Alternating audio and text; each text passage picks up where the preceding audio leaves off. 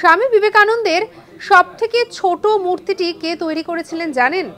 আজকে আপনাদেরকে বলবো তার কথা। স্বামী বিবেকানন্দ আমাদের কাছে পূজনীয় ব্যক্তি। এই স্বামী বিবেকানন্দকে শ্রদ্ধা অর্পণ করেছিলেন এমন একটি জিনিস তৈরি করে, আমাদেরই রাজ্যের এমন এক মানুষ যা শুনলে পরে আপনি গর্ববোধ করবেন। যেটা দেখা যায় যে সবথেকে যে ছোট মূর্তিটি তা পেন্সিলের শীষে খোদাই করে তৈরি করা হয়েছিল। পেন্সিলের শীষে স্বামী বিবেকানন্দের ক্ষুদ্রতম মূর্তি খোদাই করার রেকর্ডটি পশ্চিমবঙ্গের হাওড়ার সঞ্জয় পাল তিনি করেছিলেন।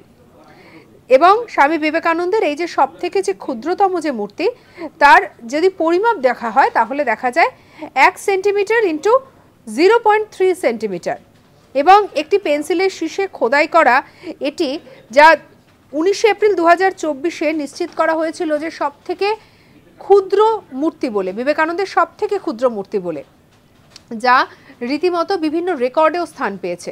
সঙ্গে রাখুন আজ তাক বাংলাকে, সাবস্ক্রাইব করতে ভুলবেন না।